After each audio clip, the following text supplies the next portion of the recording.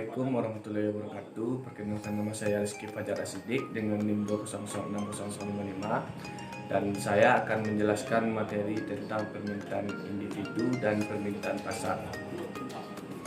Yang pertama, permintaan individu. Kurva permintaan perorangan untuk suatu komoditi dapat diperoleh dari informasi mengenai selera mereka untuk semua barang serta dari keterbatasan anggaran mereka. Efek perubahan harga terhadap pilihan konsumen adalah asumsikan bahwa pendapatan, preferensi, dan harga barang lain konstan. Misalkan, harga makanan turun sedangkan harga pakaian tetap.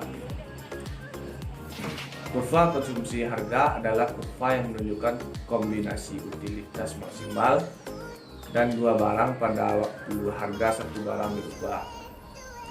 Kurva permintaan adalah kurva yang berkaitan dengan jumlah suatu barang yang akan dibeli seorang konsumen pada harga tersebut. Kurva permintaan per orang mempunyai dua sifat, yaitu yang pertama, tingkat utilitas yang dapat dicapai berubah karena adanya pergerakan sepanjang kurva. Makin rendah harga produk, maka makin tinggi harga utilitasnya.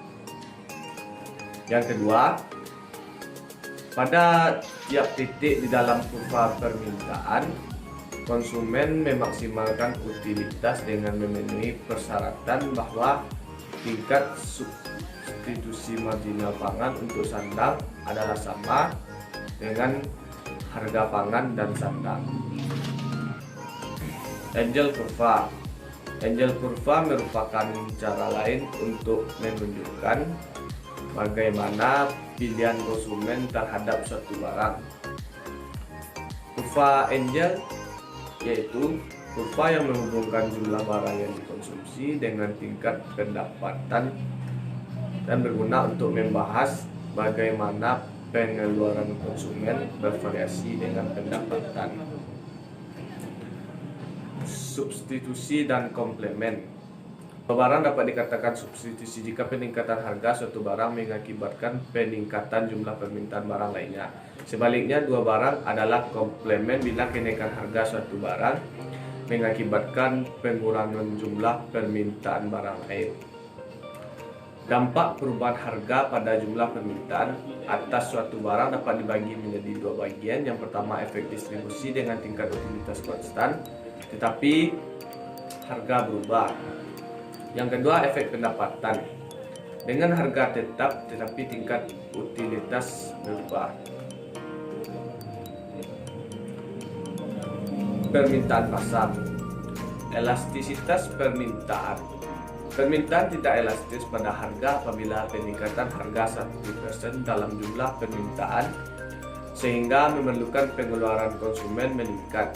Permintaan elastis pada harga 1% mengakibatkan penurunan lebih dari 1% pada jumlah permintaan sehingga pengeluaran konsumen menurun. Permintaan elastis satu apabila peningkatan 1% dalam harga mengakibatkan penurunan 1% dalam jumlah permintaan. Surplus konsumen. Surplus konsumen yaitu perbedaan antara berapa konsumen yang bersedia membayar untuk suatu barang dengan jumlah sesungguhnya yang dibayar konsumen. Konsep surplus konsumen dapat berguna dalam menentukan yang diterima orang mengkonsumsi suatu produk. Selanjutnya, eksternalitas jaringan. Terdapat eksternalitas jaringan apabila permintaan seseorang dipengaruhi langsung oleh kepuasan pembeli konsumen lain. Suatu contoh dari eksternalitas jaringan positif. Efek ikut-ikutan terjadi apabila jumlah permintaan seorang konsumen meningkat karena beranggapan membeli produk yang dibeli orang lain merupakan suatu gaya. Sebaliknya, eksternalitas jaringan negatif. Efek ini terjadi apabila jumlah permintaan seorang konsumen meningkat jika lebih sedikit orang yang memiliki barang yang ia beli. Mungkin hanya sekian yang dapat saya sampaikan. Mohon maaf apabila ada kekurangan. Sekian, terima kasih. Wassalamualaikum warahmatullahi wabarakatuh.